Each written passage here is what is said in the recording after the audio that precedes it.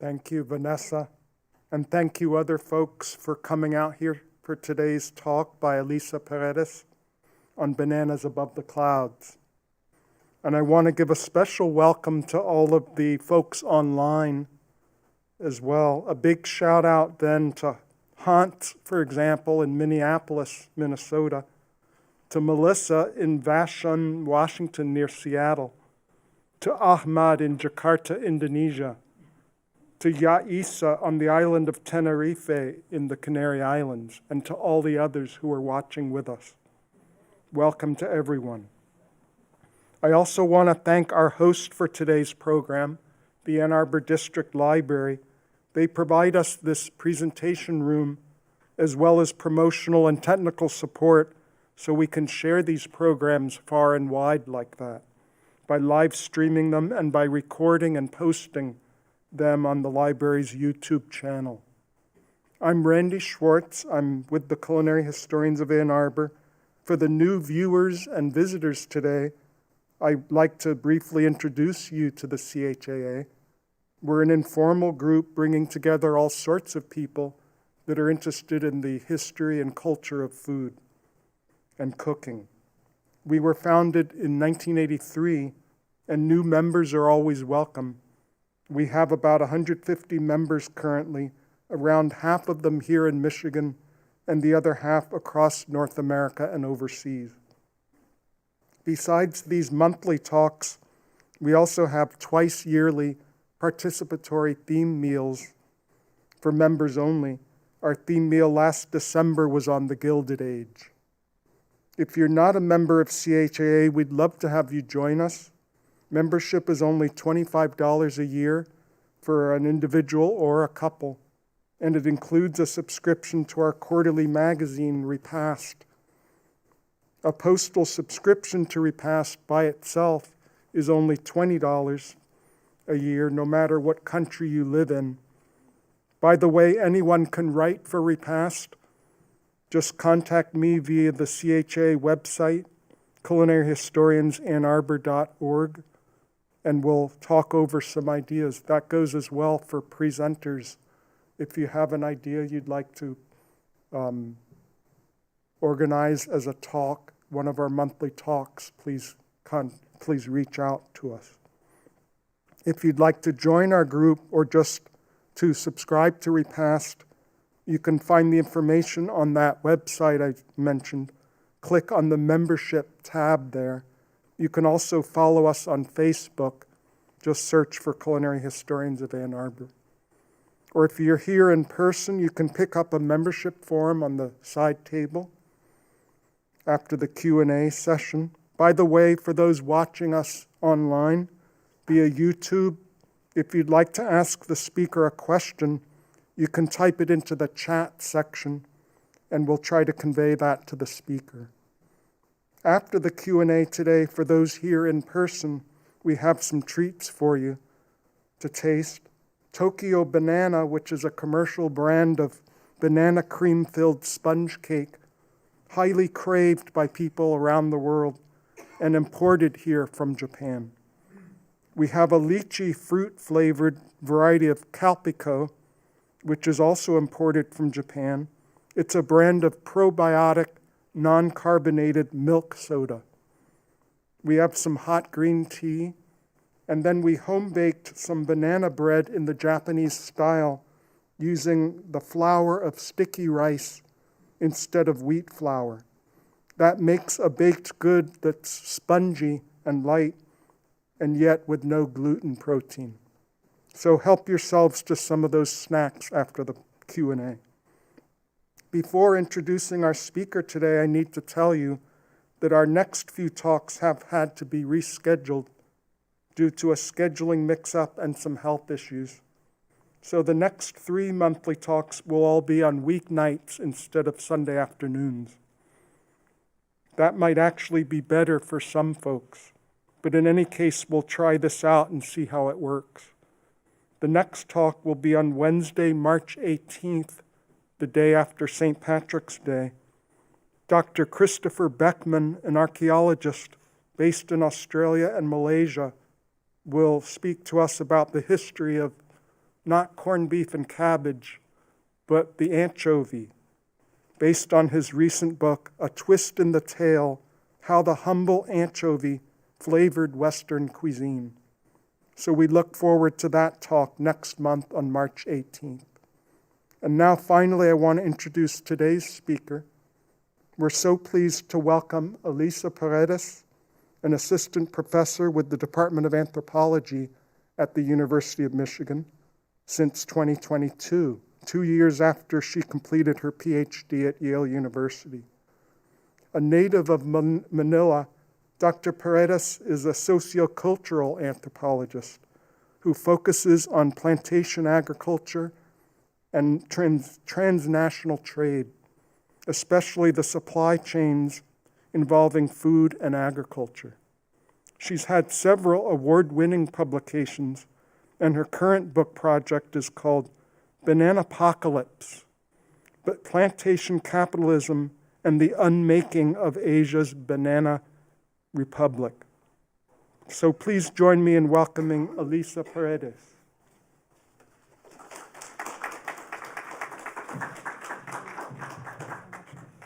Thank you so much, Randy, and thank you so much to the culinary historians of Ann Arbor. I think it's the coolest thing that we have an organization like this in our town. I think that's just a sign of just the dynamism and curiosity of folks who live in Ann Arbor and abroad. And I was astounded to hear you list all the folks who are joining us out there in the ether. Thank you so much, everyone. I don't know which camera I should be looking at, probably that one. Thank you for joining us and for being here with me, and thank you to everyone who's here in person. I don't take it for granted. It's a gloriously, unseasonably balmy day today, and so that you all decided to share your afternoon with me, I think is really meaningful, so thank you. Randy already mentioned I teach in the Department of Anthropology here at the University of Michigan. I'm an environmental and economic anthropologist, which basically means that I'm interested in the human side of where the market meets the natural world, and all kinds of environmental issues that ensue. You're going to be hearing me say a lot a bit about the Philippines and Japan and the relationship between these two places that are the places that mean the most to me. So I also, like Randy mentioned, I was raised in the Philippines in Manila. And I did my undergraduate degree here in the United States at the University of Virginia, and was lucky enough to do a Fulbright project in Japan after my undergrad. And so Japan, while the Philippines is my home country, Japan quickly became the country where I first imagined myself as a researcher and as a scholar. Randy also asked that I say something about why I care so much about bananas. So the story is really short, and I don't know if it's particularly interesting, but after I was an undergrad at the University of Virginia, I worked for a Japanese multinational corporation, not unlike the kind that makes Calpico, the drinks out there. I worked for Itoen. This is a Japanese company that makes the green teas that you've probably seen in your Asian grocery stores. And if you visited Japan, you've probably seen them in vending machines. So I worked for the company that made those bottled green teas. Quickly learned that I had no future really as a corporate person. I was too much of a brain. I left to do the PhD, but brought with me all of these questions about global supply chains, about production and consumption, the production and consumption nexus. And so when I was thinking about a topic for my dissertation research, I thought, well, why not think about the commodity, the food commodity that's the most important between the Philippines and Japan, between these two places I care about, and that was very clearly the banana. So that's kind of what got me to this. The title of my talk is "Bananas Above the Clouds: How the Japanese Taste for Sweetness Transformed the Philippine Highlands," where I do my research. So without further ado, I'll just go ahead and get started. So it was about, I think, 2018, when I was chatting with this guy named, I'll call him Jaime. Jaime was had just retired from a long career as a bananero. who had worked for Dole. Dole must be it's probably a familiar corporation to you all. This is a leading exporter of bananas from the Philippines to Japan. And I had sought Jaime out because I wanted to understand why plantations for bananas existed in the highlands of Mindanao in the southern Philippines. So this is an actually unusual thing, right? Everywhere else in the world, industrial banana plantations are concentrated in the lowlands. And logistically, that makes sense, right? When you have a really delicate, perishable fruit, you want your plantations to be as close as possible to the port, right? And it's even more unusual thing in Mindanao, in the southern Philippines, where the highlands are frequently cast in the state imagination and the public imagination as being unconducive to big business for their political instability, right? So Jaime himself had been a part of this industry as it was expanding into the Mindanao highlands, and he agreed to my invitation. And he started recounting the story of the highland bananas by saying this, right? All over the world, the banana is just a commodity. The price depends entirely on supply and demand. But in 1994, we at Dole were the ones to start category management and create market segmentation. Don't worry about those terms. I'll talk about them more later. In Japan, this is the case. It's very different from what you have in the United States. So Jaime was describing a distinguishing feature of the Japan-Philippine banana network, one that would mark its break from the trade structures for the tropical commodity elsewhere in the world. And to get at what I mean by this, I want you to think about how you buy your bananas at the grocery store here in Ann Arbor. So here in the United States, you're likely to find your bananas displayed in loose bunches, marked with a uniform price, right? We pay for our bananas by by weight. So in my grocery store, it's 49 cents per pound or 19 cents per piece, which is very unusual. But mostly it's 49 cents per pound, and it's about 20 cents more expensive if it's organic, right? And that's the price regardless of the brand, regardless of the country of origin. And on most of our bananas, there's a tiny, tiny little sort of banana fruit sticker, right? And that sticker is going to carry the company name. But my guess is, if you're anything like me, you don't really pay that much attention to those banana stickers. And the reason you don't pay that much attention to those stickers is because they don't really matter. Or I should say, they're not made to matter, right? They're not made to matter. In most places, a banana is a banana, right? If you ask most Americans, a banana is a banana is a banana. I'm borrowing the words here of a businessman that I spoke to in Davao. In short, it's a fungible commodity, and I'll say more about that term later. Now, in Japan, by contrast, bananas range very widely in price, from 97 yen to about 460 yen. They come in attractive packaging that bears a much larger company logo with product information and various illustrations. And I'll actually ask Randy and Mariam to pass along. I have a little clear folder with my personal collection of these logos if you're interested in taking a closer look. So, if you look closely at them, the astute grocery shopper will notice a peculiar marketing scheme, right? Bananas in Japan are labeled and priced by cultivation altitude. So if you look at that clear folder, you'll see I have marked with little blue-colored sticky notes where the numbers appear, right? So there's numbers. It's really hard to see in this particular slide, right? But here you'll have 600 to 850 meters. Here there's a mention of 800 meters. Here 600 meters, 1,000 meters, et cetera, et cetera. So, and those numbers will range anywhere between 350 to 1,000 meters above sea level.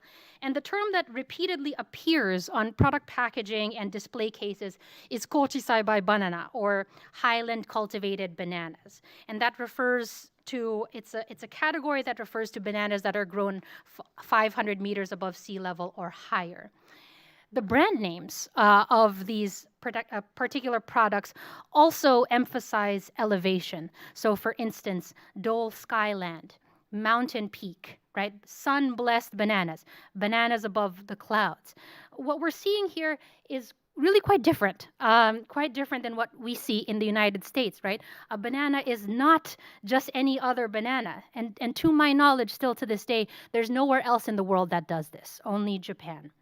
So since the early 2000s, Kochi Saibai banana or highland cultivated bananas have been advertised for their exceptionally rich sweetness, rich and creamy sweetness, their soft, chewy mouthfeel, qualities that are meant to set them apart from the conventional kind of lowland counterparts like we eat here. And I should say, you really can taste the difference. Like it is, so it's very, very palpable, right? And the idea the idea here is that the higher up you grow, the sweeter the bananas become. And that difference in taste is actually measurable. It's measured and it's in fact presented to Japanese consumers in the form of bricks degrees, or excuse me, degrees bricks, which is a unit there. The Japanese didn't invent this unit.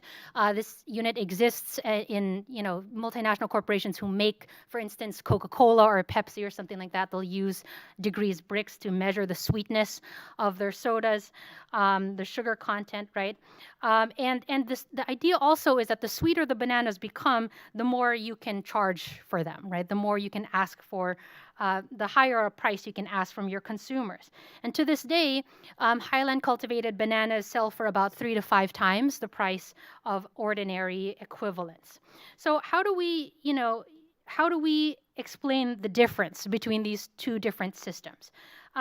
Many will, oh, sorry, that's the price. And I think this picture actually captures quite well the difference in taste. There's a kind of syrupy quality to highland bananas, the bananas that are sold in Japan. That is not at all what we have here. So now, again, to the question of like, how do we explain this difference between these two systems? Many might say that this is an idiosyncrasy of the Japanese market, and many might say that it's an outcome of a unique Japanese attentiveness to taste. Japanese consumers, those folks might offer, are culturally predisposed to seek out the finer sensorial particularities of food and be willing to pay for them.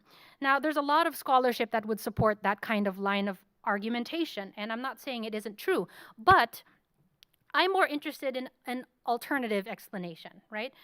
And by which I mean I'm more interested in an explanation that's historical, right? Rooted in food history, right? And so my aim really in this presentation is to kind of reframe this phenomenon less as a kind of super duper unique Japanese cultural thing and more as a kind of dynamic that we actually see in all kinds of commodities, not just Japan and not just bananas specifically for the Japanese market. And I'll say more about that, as we go along. So to begin working through this, I want to return a little bit to Jaime's words, right? And this time we'll pay attention to the terms he's using. He's saying all over the world, the banana is just a commodity, right? We were the ones to start category management and market segmentation. Now, in business parlance, the defining feature of a commodity, think corn, wheat, oil, right, is its fungible quality. It's an interchangeable kind of thing, right? That means that, it can be substituted for any other commodity of its kind because they're considered identical, right, regardless of where or how or by whom it's cultivated. So fungibility then, in business and economic history is what gives commodities a kind of liquid quality, an immaterial quality. It makes, it allows it to be traded on wholesale markets, and rather than have the growers, it allows it to be traded on wholesale markets. So in contrast to fungible, quote unquote, fungible commodities, differentiated products, or to use Jaime's words, products for which there's category management and market segmentation, they aren't perceived to be interchangeable, right? They're not fungible. So and I like to explain this difference by saying you actually see this difference all the time, right? When you go to the grocery store and you're buying, like I said, when you're buying your grocery store bananas, you're encountering them as a fungible commodity because you're paying for them by weight, right? You're paying, so it doesn't matter which company made it, where it's from, whether it's Peru or Mexico, you're paying for it by weight. you shop for your yogurt in a very different way, right? You're caring a lot about the brand. You're caring a lot about all of these different sort of like different qualities that you might find, whether it's organic or not, whether it's whole milk or 2% or whatever. So that's that's what I'm describing here, the difference between a commodity and a differentiated product. Now, I want to, in today's talk, just like recount the invention of the highland banana as this kind of transition from a fungible to a market segmented kind of product. And this work is based on oral histories that I collected from Davao. I was gathering them from Filipino and Japanese plantation managers, employers and employees, retired company execs, ripening and port technicians, wholesale jobbers, fruit vendors, consumers, everyday consumers, right? And I carried out this fieldwork between the Philippines and Japan. So I'm just going to go ahead and get started. I think it's a wild story that brings a lot of different forces into play. So this history begins in 1986 with a company named Sumifru. Sumifru is short for Sumitomo Fruits. Sumitomo is a large Japanese conglomerate that had just launched in about the 1980s, had just launched a business endeavor to source export Cavendish from the Philippines. Now, when Sumifru launched its plans, when it was establishing its first plantations, the large American conglomerates, Dole, Del Monte, Chiquita, already dominated the kind of lowland scene, the lowland plantation scene in Mindanao following the land rush of the 1960s. And so, a lot of this very desirable lowland areas were already kind of claimed by American companies at the time. And so what Sumifru did was it partnered with these local plantations and established its first set of relatively small, 400 to about 500 hectare properties in Barangay Manuel Gianga in the Culinary district of Davao City. I'm sorry. This is a picture of what lowland plantations look like. So they're vast expanses, about 7,000 hectares large, and you're driving through, and then it's just planted banana after banana after banana. Now, Manuel Gianga, where Sumifru landed, was a very, very different kind of landscape. So you're already noticing, I think, the difference. So if you can see here, you'll notice that plantations in this lowland area are contiguous. So they're big, they're blocky, they're all connected to each other. Whereas here in Manuel Gianga, you'll see that they're a lot less contiguous. They're sort of little properties kind of interspersed. And that is a function of it being a highland landscape, right? It's not flat land. There's lots of contours. There's serious topography that you have to deal with. Now, they established what they would end up calling P1 or Plantation 1 in this area. And I should note that, when they opened this plantation, Sumifru, their first plantation, Kalinan was a really poorly developed place. I mean, it was poorly developed, hard to access area in the rural outskirts of Davao City. And in fact, pockets of this neighborhood were so underdeveloped that they had become kind of infamous for harboring insurgents in hiding. So this was an area that was sort of infamous for being politically unstable. Now, when I asked, Sumifru execs why they decided on this place of all places, on Kalinan district of all places, they said that it was because of a historical connection to Japan. Now, I was taught this was a story that one particular Japanese, a young transfer employee from Tokyo had told me. And it was because they were really interested in getting the help of the Japanese community that had been left over in the area since before World War II. So he was referring to the pre-war migration of Japanese laborers to the upland and coastal areas of Davao City for the cultivation of abaca, or Manila hemp, in the years leading up to 1945. So a lot of people know this, actually. But between the 1900s and 1945, the Philippines was home to one of the largest Japanese populations outside of the Japanese archipelago. The Philippines had more Japanese citizens than anywhere else in the world outside of the archipelago in the pre-war era.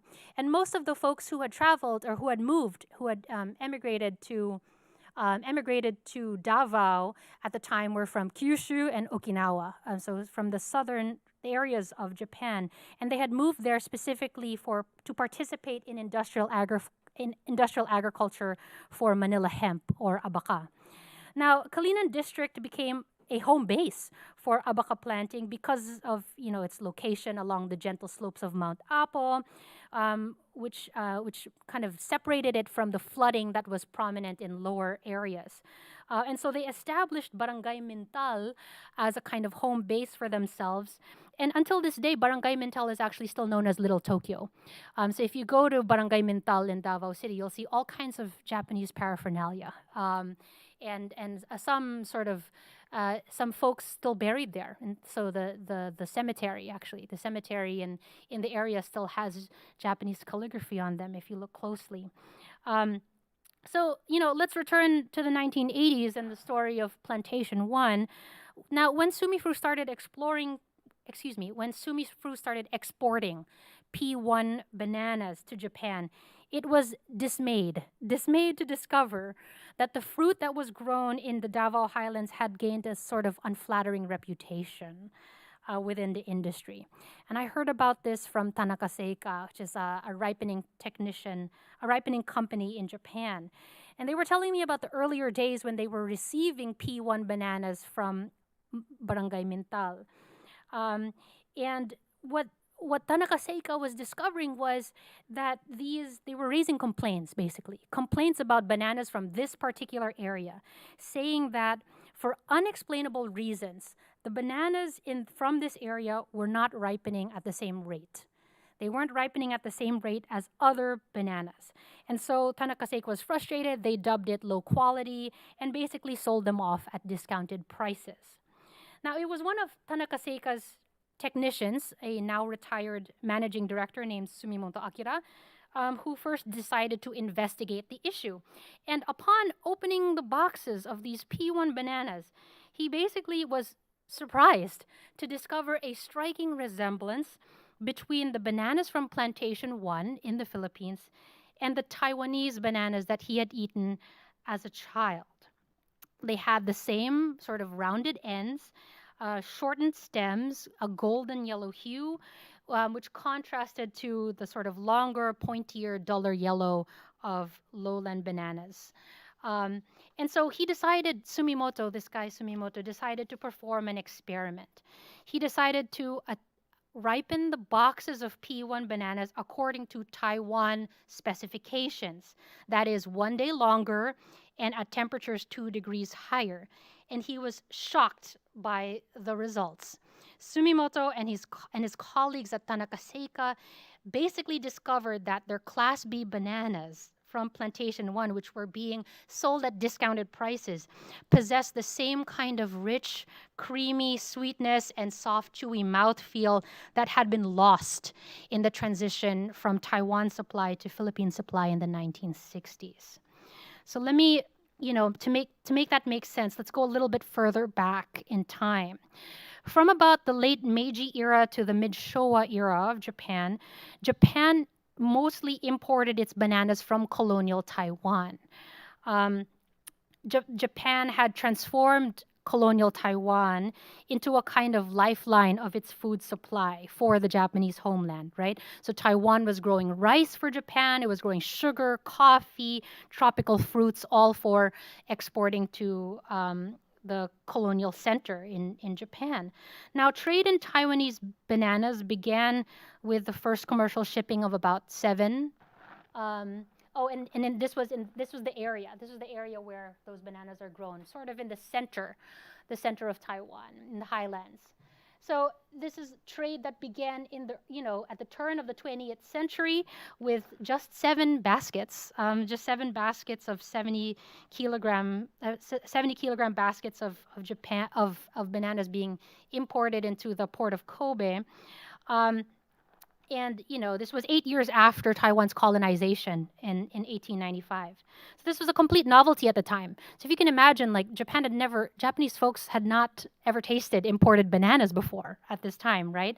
And so when these Taiwanese bananas were coming in, they were sold as luxury goods, and they were so expensive that only that middle class consumers at the time may have only really enjoyed them as gifts when they were sick or when they were hospitalized or something. And this is kind of crazy for us to think about in the United States, because bananas for us are just so commonplace. There's like the cheapest thing available in the grocery store, right? And so to think about them as luxury fruits is completely anti-intuitive. But that's what Taiwanese bananas were at this time in Japan, right? And just to give you a little bit of a sense of how expensive these things were, in the latter half of the 1950s, 5 to 6 banana fingers, that's the technical term, so a finger, right, a piece, 5 to 6 banana fingers would have cost 250 yen. At that time, the average salary of a male office worker was about 10,000 yen, or about 10,000 to 15,000 yen.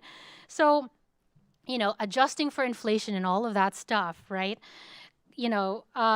This basically would have amounted to paying about $45 for a bunch of bananas. So about $50 for 5 pieces of bananas, or about $9 per piece. And so I, of course, could not help myself. I don't know if I think that there are some Arrested Development fans in the audience because I heard some chuckling. So yes, Lucille, $10 for 1 banana. That's how much it was. Interviews with some elderly Japanese people still remember this. They still remember this history. And so interviews with them sort of bring out, just really illustrate how special bananas were until the mid-Showa era, right? And here's a quote from an elderly person who I'll anonymize. "You literally had to be in your deathbed to have a banana. I would watch monkeys eating bananas on TV with envy." Here's another gentleman born in 1930. He was remembering how his mother mashed up bananas with a fork, and she fed the bananas to him little by little so that he could savor the taste as long as possible. And here's a last little anecdote, this time from a Kyoto wholesaler, who remembers having his first bite of the yellow fruit. Again, this would have been somebody who was born in the 1920s or 1930s, right? And he remembers his first time ever having a taste of the fruit as a 15-year-old. He was a 15-year-old in school in 1946. He received a banana as a gift from his father, who was working at a facility where they ripened the basket loads of Taiwan bananas over a gas burner over a period of several days. And in an interview, he shares fond memories of running to his schoolmates with a banana in hand, yelling, "Kore ga banana da zo," like, "I've got a banana, I've got a banana." And he tells a story of like cutting up the banana in like the thinnest possible slices so that he could treat all of his classmates to a treat. So that's how it was like. That's what it used to be like. Now, Taiwan-Japan banana trade fizzled in the 1960s. And this is a transition that's captured kind of starkly, actually, on this graph. You'll see the Taiwan share marked in red and the Philippine share marked in yellow. There's many different reasons for the decline in production, mostly disease, also the liberalization. So with the liberalization of the Japanese market and the ceding of Japan's control over production in Taiwan, basically this industry became newly open to competition, right? To different competition from other players. And American corporations, who, as you all know, had well-established banana businesses in Latin America already at the time, entered to fill in that gap.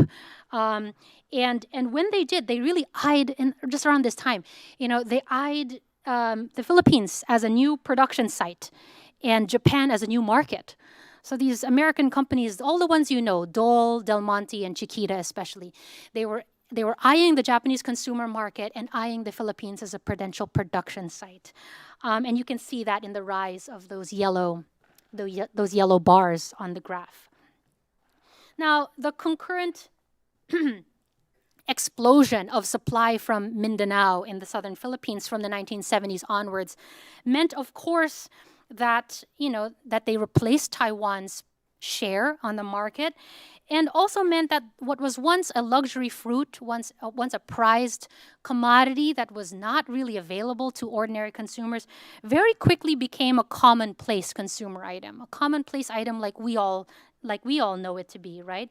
And this, but for a lot of Japanese consumers, especially those who were, born in that era, the 20s, 30s, 40s, folks who had known the taste of Taiwan bananas, that drop in price came also at the expense of a discernible drop in quality, a discernible drop in taste.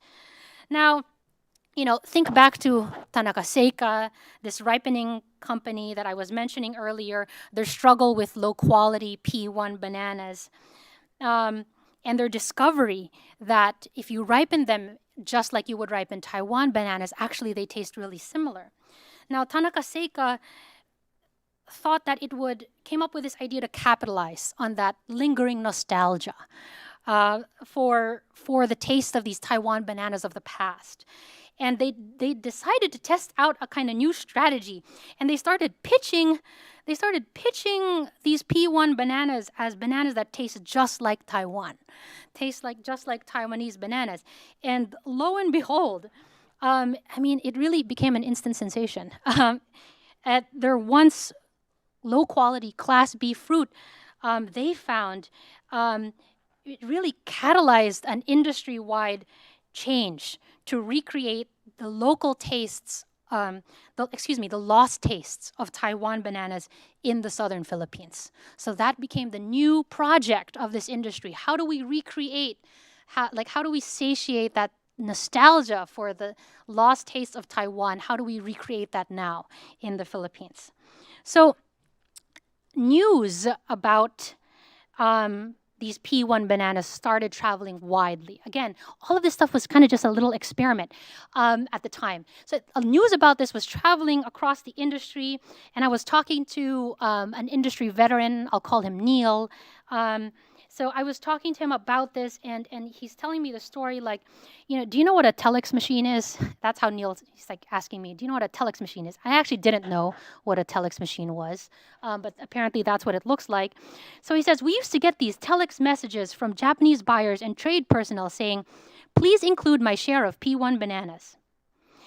And Neil had noticed this flood of special requests from their Japanese trade partners, and he alerted the top management at Sumifru that P1 was very quickly becoming, this small plantation was very quickly becoming unable to meet this new demand for special requests from Japanese consumers.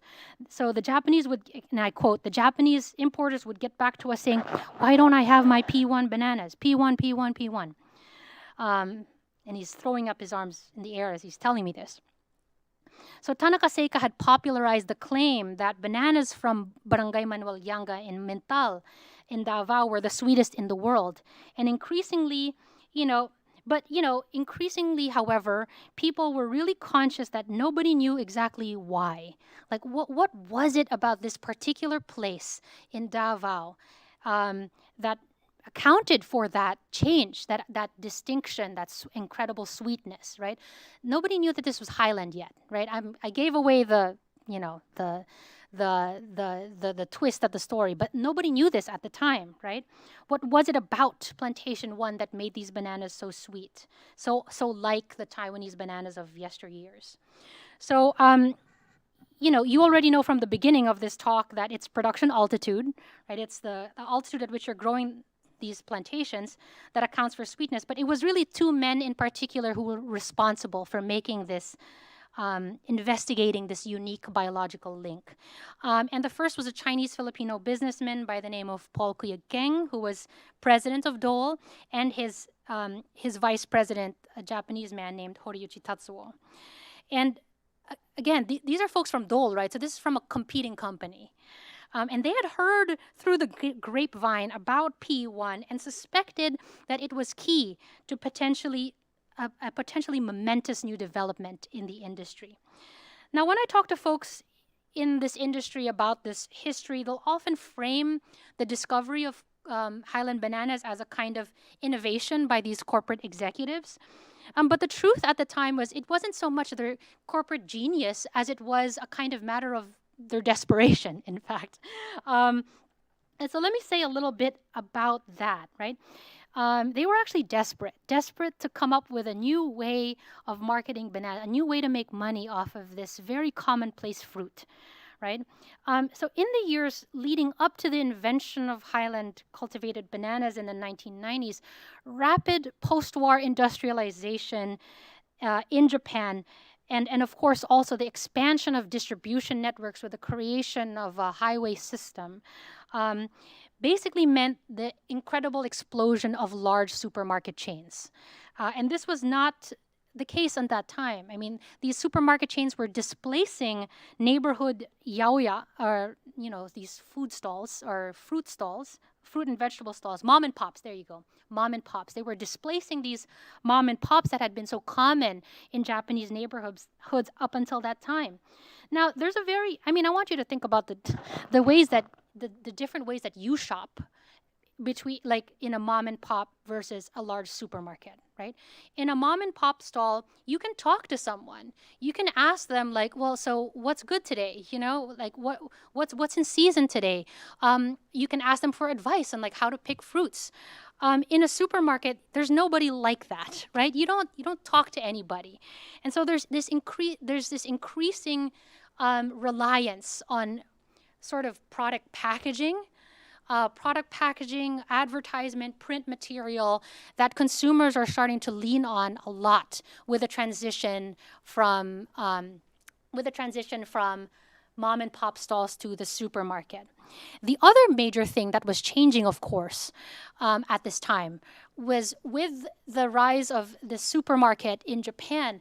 Japanese companies were increasingly in close competition with each other, right? When you don't have your mom and pop retailer able to kind of differentiate products from you, and all you have is just like the little information that you have on, like, a stall in a supermarket, it becomes really difficult for consumers to kind of justify why would you buy a banana that costs 198 yen versus one that costs 195 yen, right? You're always just going to pick the cheaper one because, well, you don't know, right? And so what that meant for the industry was, like, increasing competition with their competitors, competing corporations, right? And so actually Kuya Keng and Horiuchi, these execs at Dole, were really desperate to kind of find a way to break out of that system, and find a new way to kind of differentiate themselves from the competition. And so what they decided to do was to endeavor sort of, I don't want to use the word steal, but, like, to be inspired by what they heard from the grapevine about what was going on in Sumifru, and establish for themselves their own experimental highland plantation. And this was happening in the 1990s, the early 1990s. And so they opened up this experimental farm in Highland Maragusan in Davao de Oro. And what they did was they convinced a Taiwanese scientist at the Taiwan Banana Research Institute to sell them a few seedlings to, develop Taiwanese varieties. And, with the recognition, of course, that they would grow these Taiwanese seedlings in an environment much like what they had in Taiwan. And so this is what they that's what you're seeing here. I don't know if it's probably difficult to see, but this carpet of green that you're seeing on the slide here, that's all banana plantation. So that's why there's kind of this funny little square-shaped pattern to it. It's a plantation, like that entire foothill of that mountain is covered in banana plantations. And at this experimental farm, Dole discovered that the secret to highland sweetness wasn't actually just elevation per se. So it wasn't just a matter of growing up higher. Instead, it was actually an element that was tied to the higher elevation, a change in the banana cultivation timeline. So the thing is that when you grow bananas up in the mountains, the other thing that changed, it actually takes a much longer time to grow. The production process, the cultivation process is stretched out. And the reason that is because the higher up you are, the greater there is a difference between daytime and nighttime temperatures, right? And so when you have a big difference between high and low temperatures, which is a feature of the Philippine Highlands, right? That means that your bananas actually have to work a lot harder. They have to work a lot harder, and they grow slower. But that working harder basically means that they produce more starches that then we kind of experience as increased sweetness. So that's kind of what's happening here, right? And this is a pretty significant change in the timeline. In the lowlands, it takes about 9 months to harvest bananas, and in the highlands, that's extended to about 12 to 16 months. So it's quite a significant difference. So when they tested the degrees Brix of these highland bananas, they found that sugar content increased in direct correlation with altitude and that climatic gap that's making the plants kind of work harder, right? So in the coastal flatlands, 0 to 250 meters above sea level, that degrees Brix is about 15 to 18. So that's like the bananas that we're eating. So that sort of bland, dull, a little bit sweet, but mostly bland, a little bit sweet sour taste, is that 15 to 19 degrees Brix. Now, when you expand higher into the highland and even super highland areas at 500 to about 1,000 meters above sea level, that number almost triples, right? So it's about 20 to 28 degrees Brix, and that is a palpable difference in taste, right? That brings you from your bland, sweet, sour taste to a kind of syrupy, honey-like kind of taste and texture. Right? So I think it's the year 2000 exactly, Dole then becomes the first in the industry to market its Maragusan-grown bananas under this newly invented appellation called Kochisai by banana, or highland cultivated bananas. This was actually, and this is just a funny fact, this was a revision. So they had originally wanted to call these super sweet Taiwan variety bananas, but that was a title that the Taiwanese government claimed property rights for. So they changed it and they called it Kochisai by banana instead. And their first product line for this was Sweetio. That's what you're seeing is Sweetio. Dole Sweetio. And Sweetio set off a chain reaction in this industry, compelling every major corporation to rush into the Mindanao Highlands to establish their own highland brands. So Sumifru came in second with Kanjukuo, that's Dole Sweetio. Sumifru came in second with Kanjukuo, which means king of ripened sweetness. It's a little bit awkward to translate into English.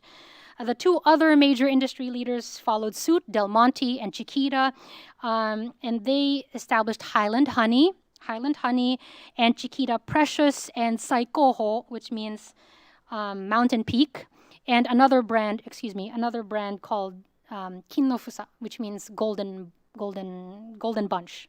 So it took only 10 years. Took only 10 years for this industry to completely reinvent itself and establish these new product lines.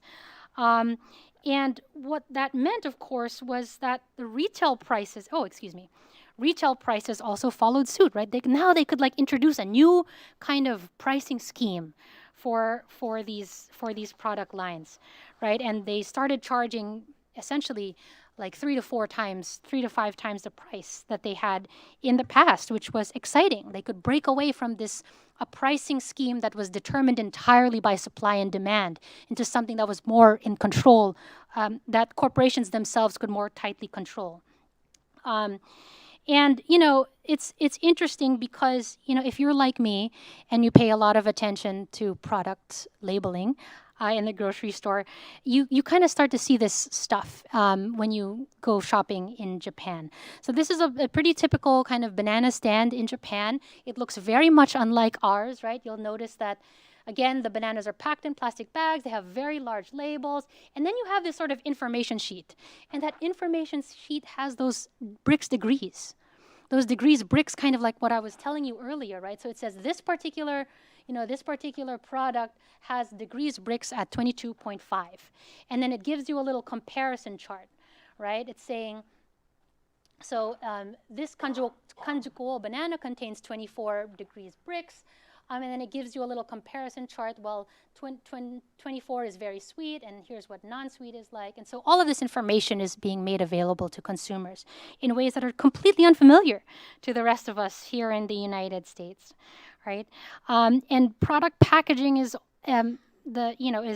is sort of um, emphasizing that as well. Like they're using all of these different words. I'm not going to go through them one by one, right? But like really associating, really creating a new vocabulary, a new retail vocabulary, if you will, to describe what these highland bananas are like, and associating them in particular with virtues of laboriousness, of sincerity, and associated with lengthy production periods that's required in the highland areas.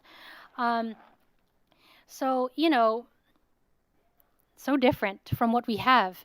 Most of the time, when you want to differentiate a banana in the United States, it's like you have fair trade, you have organic, but basically that's about it, right? But this is entirely different, right? This is a marketing scheme that is not at all associated with consumer identity politics or anything like that, right?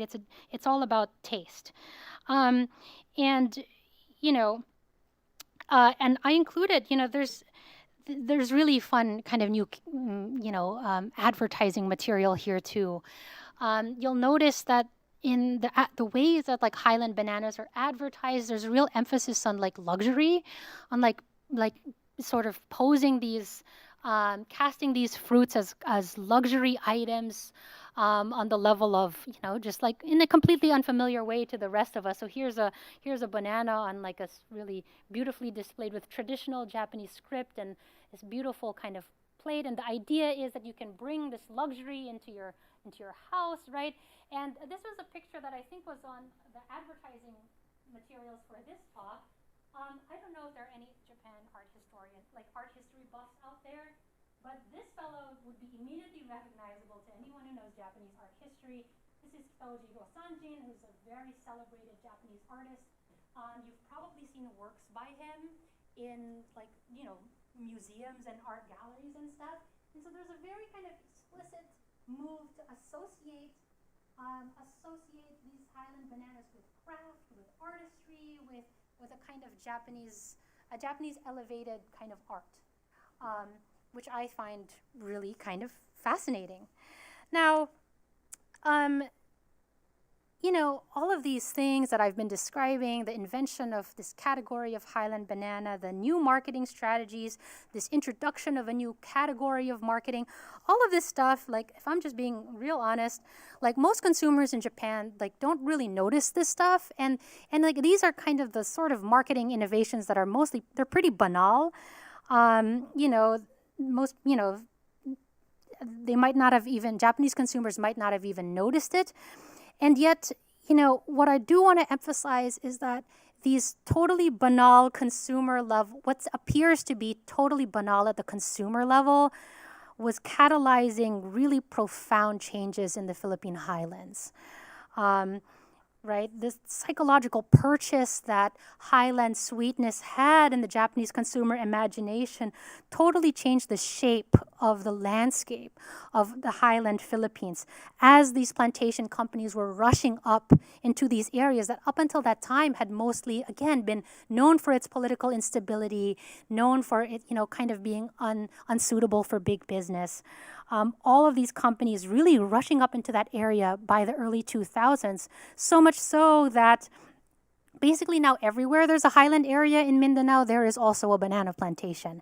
And this is true in the foothills of Mount Apo, in Davao del Sur and North Cotabato, the mountainous regions of the Tiboli Cordilleras in South Cotabato, the plateaus of Bukidnon and Compostela Valley in Davao de Oro. All of these areas now have a significant plantation presence that hadn't been there up until that time. And these regions are the seat of indigenous peoples' ancestral domains. In the Philippines, they're valued as the location of headwaters of important watersheds. So areas that are fiercely defended by indigenous peoples, They're also the home of, these areas are the home of, they're the seat of Philippine biodiversity. You know, important Philippine flora and fauna, like you're seeing here, the Philippine eagle, these incredible flowers, the rafflesia flowers, these beautiful waling-waling orchids, and the trogon bird. And all of these, you know, these areas that are incredibly important for from a biodiversity perspective are now covered in these banana plantations. And here's actually a really, I think, emblematic picture. This is a picture that I took myself of a sign to Mount Apo Natural Park. It says Department of Environment and Natural Resources Integrated Protected Area System, Conservation of Priority Protected Area Project, Mount Apo Natural Park, Protected Area Boundary Corner number 1, and it's surrounded by a banana plantation. And these, I mean, I don't think I need to explain to this particular crowd, right? But industrial agriculture has really significant impacts on environmental impacts with the overuse of pesticides, the overuse of synthetic fertilizers, the complete kind of destruction of forested areas for the establishment of these plantations. So these are really significant transformations that we're seeing. And what's crazy to me, right, is how easy it is to lose sight of this stuff.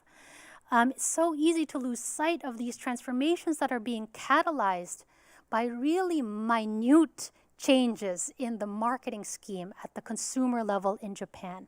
And it's so striking to me that, like, you know, it's almost like it's totally ironic that the more information Japanese consumers have, the less they actually know what's actually going on in the Philippines, right?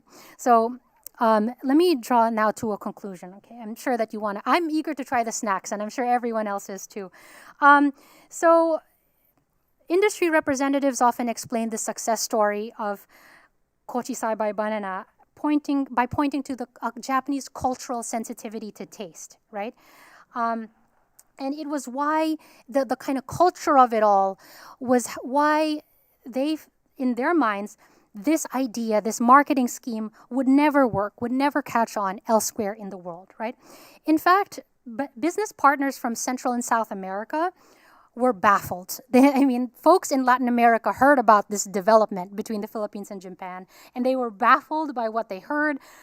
In the words of one businessman, this is a Colombian guy who was working for Dole. He said, we had representatives from Chiquita in Central America who came to Mindanao, and they could not understand the concept.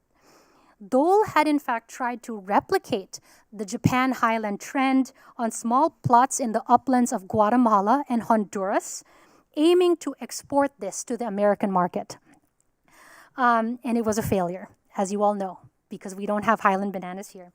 And in a meeting with two businessmen, one from Honduras and another from Japan, I spoke to them about it, and they said, the highland bananas from Latin America, they actually made it to some grocery stores in the United States, I believe in California, but the American consumer was not able to detect the difference. This is what the Central American guy said, right? And his colleague from Japan added, you see, in Japan, the consumer does not eat fruit for health but for taste. That's the difference. And I was really intrigued by his claim, and I asked the Japanese businessman what he meant by that, and he said, why he thought, I asked him why he thought Japanese consumers had a special predilection for taste. And he replied to me frankly, he said, I really don't know, I think it's culture. And I think in this presentation, I'm not saying I disagree, right? But I'm not saying I disagree, but I do want to emphasize it's culture, but it's also history. Right? The reason that there's no take-up for this in the United States is because we don't have the same kind of history of a nostalgia for a Taiwan banana. We have nothing, there's no basis, right? There's no foundation to kind of go off of. We don't know anything else. And so yes, it's culture, but it's also history. And with that, I should probably end. And, right, taste is history. And my editor would kick me if I didn't put this up on the screen. So if this was interesting to you, I have, one book, this is an edited volume. I didn't write the entire thing. I just wrote the intro and conclusion. But if you like Filipino food and you're interested in Filipino food, this is a volume that sort of thinks about Filipino food and environment together. And I wrote it with some of my great, great friends, Filipino foodies and food historians and food anthropologists and activists as well. And this is a book this is the first time I'm ever putting this up on a screen. Again, I'm not sure. Sorry, Kate, if you're listening to this. This is my forthcoming book with the University of California Press, which Randy had so nicely mentioned at his introduction, where I talk sort of more about this industry and related things. So I'll end there. Thank you so much for listening.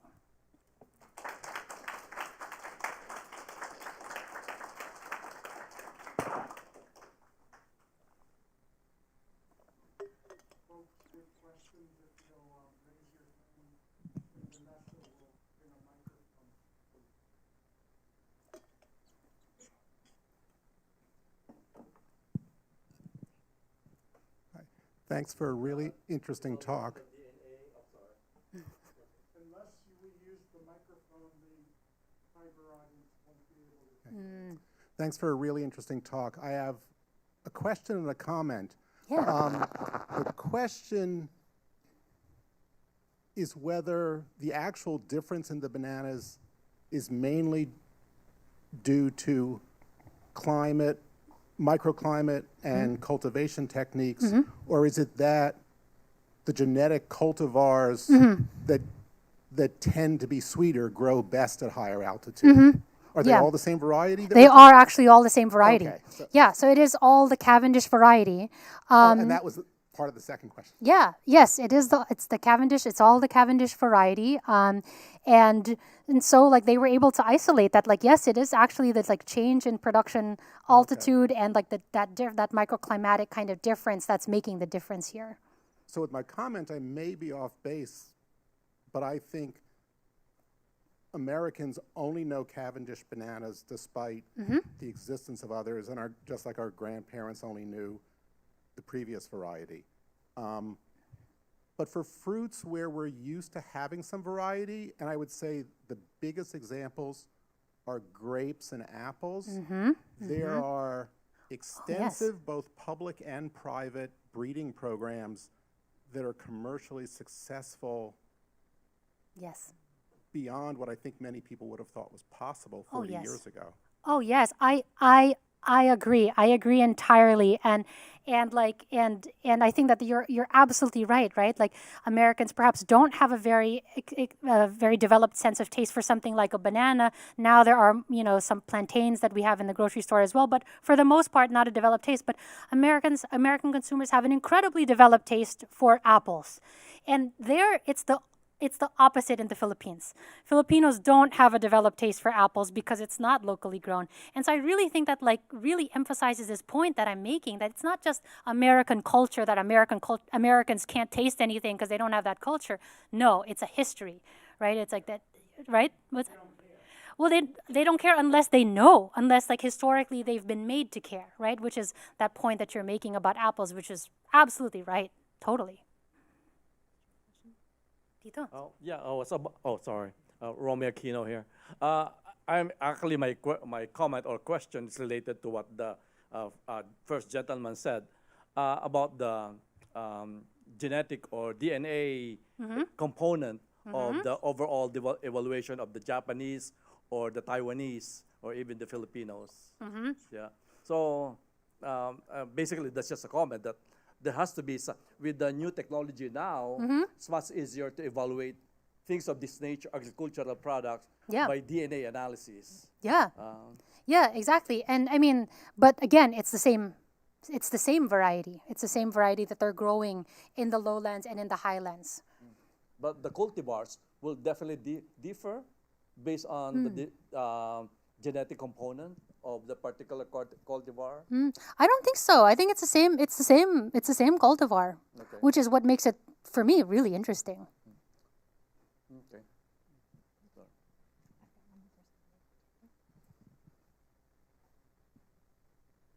Hi, hello. Thank you for this talk. Very interesting.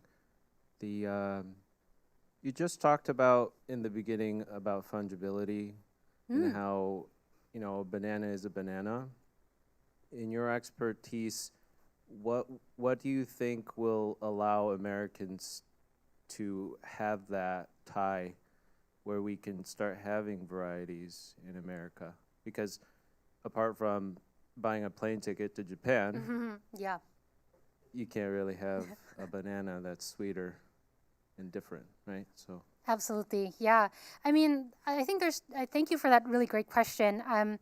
I think that there's two ways that I would approach it. The first is that like we've learned to do this for so many different other commodities, right? I mean, it wasn't that long ago that like coffee was Folgers. Coffee was only Folgers, and coffee was the thing that came in like a giant canister, and it was all these beans that were all mixed up. And now, like with second, third wave coffee, like American consumers have learned to kind of differentiate, like understand what is the difference between Hawaiian grown and Ethiopian bean. And now we know to appreciate single origin coffees, this kind of thing. We also, American consumers also have learned to understand different grades of tea, different heirloom varieties of pork, of tomatoes, right? And so there's all of these different innovations that are happening in the world of other commodities that we're all learning to kind of appreciate, and that we're learning to appreciate, and the market is playing a role in that, and also responding in kind by providing us with these more of these options. But for bananas specifically, and this is the second way that I'll approach that question, right? The only way we're going to get to having more varieties in our particular market here is if there's a major logistical change on the part of the corporations that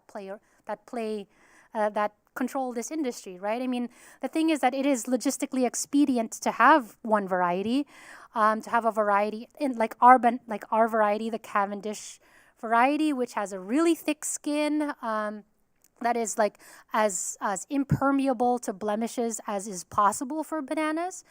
It's something that's been a curiosity of mine. In Asian grocery stores in all over, including Ann Arbor, right? There are other banana varieties that are available, and I've always been intrigued by the supply chains that exist for that, and how that's made possible. And my understanding is that so for instance, if you did a supply chain study of a Chinatown, of Chinatown somewhere, I think you would find the logistical structure would be completely different, and these fruits and vegetables are coming in from completely different routes than the supermarket. And that's something that's for further study. That's really interesting. It's a really interesting question, but I do think that I think we're ready for it, and I think that people are interested.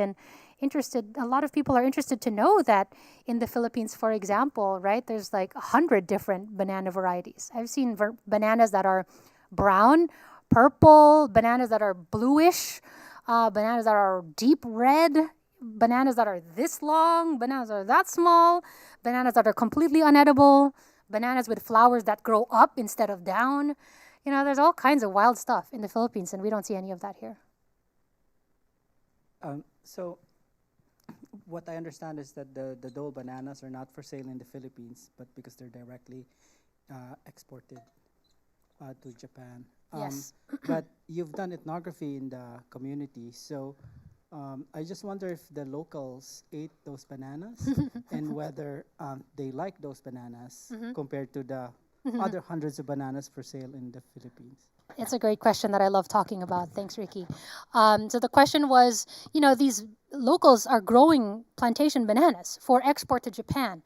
Are those Cavendish bananas being consumed locally? And the answer is no, because Filipinos know better. Because Filipinos know that those bananas are tasteless. They actually, this part is that's kind of, I was being a little bit facetious, but the truth is, the other side of this, right, is that Filipino locals also know that those plantation bananas are highly chemical, that they're very chemically intensive. They're grown with chemically intensive methods, and so there's a lot of folklore around local communities saying that, well, I don't eat that. I've heard people tell me I don't eat those green bananas. So green bananas because the bananas these Cavendish bananas, before they're exported, they're all green. They're only yellow when they arrive here at our ports here, and we're in the country of destination, right? I don't eat those green bananas because I'm gonna get blood in my stool, or it'll give me a stomach ache. There is this like widespread understanding that if you eat those Cavendish bananas, it's gonna make your stomach ache. I've also heard there's also sort of a local vernacular that's grown around, kind of become a thing. So, for instance, local Davao folk will, instead of calling it a Cavendish, they'll call it a Stampelco, after Stanfilco, which is the name of a company. Dole Stanfilco, or Standard Philippine Fruits Corporation. So they'll call them Stampelco instead of Cavendish. So no, they don't eat it because they have better options.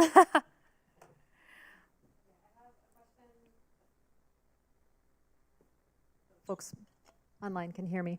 I have a question from someone online, and then I'm going to pass it to another person in the room here. It's written, "Hello, Hans from Minneapolis here, a retired chef. Thanks for the fascinating and well-organized presentation. My question, since the sugar content of bananas increases with ripening, what would be some of the qualitative differences between a lowland banana that had ripened to the same or similar sugar content of a highland banana?" If you ripen a lowland banana, again, because it's the same cultivar, if you ripen a lowland banana, if you grow it or just ripen it? Qualitative differences between a lowland banana that had ripened to the same or similar sugar content of a highland banana. Okay, so if it's just the ripening that's interesting, so it's true that like the ripening process for highland bananas is different. It's longer. And at a few degrees higher. The main qualitative difference that you'll see then, if you take a lowland banana and ripen it to the specifications of a highland banana, is it'll have a really chewy texture.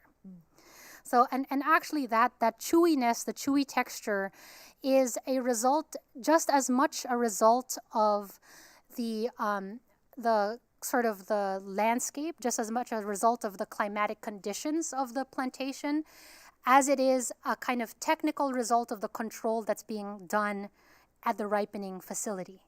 So this is kind of a cool thing.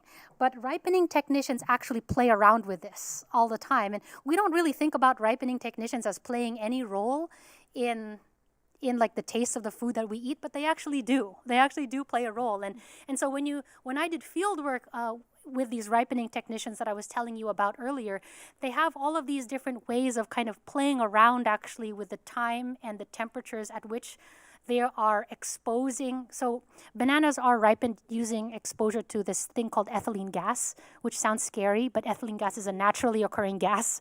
Apples release ethylene gas, avocados release ethylene gas. So they use that, and so these technicians actually do a lot of that work to make the mouthfeel of the banana actually taste different. And it does actually taste different. Like I don't know how to describe it besides saying that like it's a really full taste. It really feels round. Like it's a round taste in your mouth when you eat a banana that's ripened to the specifications of a highland banana. Yeah. Are highland bananas actually more expensive to produce, or is there a market reason why they're sold for more, or is it just because they can? Yeah, that's a great question. Thank you for that. Execs in the industry often, I don't know how closely to believe them, but they'll say it costs twice as much, which I think is probably an exaggeration on their point, but it is a little bit more expensive. And the reason it's more expensive has to do with the topography, right? So like when you have a terrain that is contiguous, so it's all connected. If it's all connected and it's flat, you can apply pesticides, for instance, very easily, right? You use an airplane. You use a crop duster, you apply your pesticides over, and really a huge expense, a huge proportion of the expense that goes into producing plantation bananas comes from pesticide application. So with a lowland plantation that's flat, contiguous, and you know, in a coastal area, you can apply pesticides using a plane, a crop duster. In the highlands, you can't do that, right? Because those plantations, and let me just, and this is going to take forever, but actually, here it is. When you have a plantation that is non-contiguous, so these areas that are kind of interspersed, that means, so when it's in an area that's like broken up like this into tiny little dots, that means that, oh, I'm sorry. So Oh, yes, I'm sorry, I keep doing that. When you have non-contiguous plantations where the farms are kind of separated from each other, that means there's stuff in between. So that means there's people who live there. There's like public schools there. There's barangay halls there. There's hospitals or whatever, right? So you can't just like crop duster all over it, although, you know, the industry would like to try. So instead what they do is they apply pesticides using ground sprayers. So that's the use of like, it's a truck, if you can imagine a 10-wheeler truck with a bazooka on it. And so that is, and this is totally what it is, folks. That's what they use, and that is more intensive, it's more expensive, it takes a lot more time, it's a slower process. And so all of those tiny little things kind of add up. Yeah, so it's a little bit more expensive, but the cost that, you know, at the retail price, so the price that like these companies are charging are not directly correlated to the increase in production costs. It's mostly a number, and that's a whole other question actually, like what do those prices mean? Like where do those numbers come from? But that's a whole other, I love to talk about it, but it's a whole other question. Okay, I had one other question, two other questions in the room, and then I want to make sure we reserve some time for tasting the delicious banana bread and Tokyo bananas. So we'll start here. I have two questions. I'll try to make them quick. Do you know how the production of banana ketchup was affected in the Philippines? Because I have a friend from Manila, and she took me to a restaurant where we ate Filipino food, and one of the things that she had me try was banana ketchup. And I researched it, and it looks like due to lack of tomatoes in World War II, which is around the same time that the Taiwan situation was going on, Yes. that's when they started making it. So I was wondering if that, like, was it the production of banana ketchup, and did it have any correlation with what was happening in the Philippine highlands? Because, you know, it was taken over so much for plantations. So I wanted to know if that had anything to do with it. I appreciate this question so much, and if the internet was working for me here, I would show you an article that I wrote on the history of banana ketchup. It's not related, in fact, but you are exactly right, what you said. So banana ketchup was an invention by a woman scientist named Maria Orosa. And she was this incredible woman. She was one of the early immigrants to the United States. She had been working for the Bureau of Science in Manila at the time. She was a very gifted student, and by this, I think it was called a pensionada system or something. Anyway, she basically got a scholarship to be educated abroad, and was one of the early immigrants to Seattle, and the turn of the 20th century. And so in Seattle. She was in the School of Pharmacy at the University of Washington. She also worked at the canneries in Alaska. And I mentioned the canneries because that's relevant to the story, right? She became really interested in how to process food and how to store food for really long periods of time. Now, during World War II, like you were saying, and those histories are correct, that, you know, there was, or I should qualify that. The histories that you'll see online will say that that there was a food shortage, there was a tomato shortage in the Philippines around in the midst of World War II, and so she experimented with making bananas making ketchup out of bananas, which was very locally available in the absence of tomatoes, and voila, that's what became banana ketchup. The interesting thing about that history is that it's actually almost archived nowhere. And so it's a really interesting thing. And the reason it's archived nowhere is because of all the bombing that happened in Manila in World War II. And so she was a prodigious, she was a very prolific scholar, but all of her records were burned in the war. And so this history primarily exists in the memories of her family. And so I did these interviews with the Orosa family, and they're very smart, very talented, very interesting people who are very dedicated to recording this history. But the interesting thing is that Maria Orosa never patented her invention. She never patented her invention, and she never produced it industrially.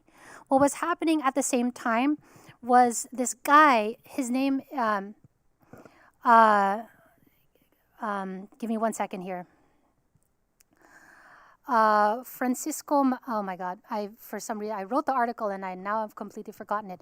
But anyway, there's this other guy who essentially operating at the exact same time, invents a banana ketchup, patents it, and basically becomes it becomes the company that we now recognize as Mafran and Jufran. So the Filipinos in the room know these because these are staple pantry items in Filipino households. Jufran and Mafran ketchup, which is made by NutriAsia. It's a company that's controlled by Butch Campos, who's a huge figure in the pharmaceutical industry and the industrial food manufacturing in the Philippines. There's no evidence of whether this guy stole the information from, and don't quote me, I'm saying he didn't, I'm saying we don't know, those in the listening online. There's no information about them, whether they met, whether he took that information from her or not, but this stuff is happening at the same time. So, but it has no relation actually to the Highland banana story. In fact, the bananas that are used for banana ketchup are sab'a, so they're the plantain sort of variety. Instead of these Cavendish ones. But thank you for the question. And again, I wish I could pull it up, but I wrote this article in Gastronomica, which is a journal for food history, about Maria Orosa and banana ketchup and the ways that we remember and forget. It's the history of food. Yeah, thanks. Thank you. Now I can tell my friend about it. Yeah. And my second question was about you showed a picture of a banana that was being advertised as luxury.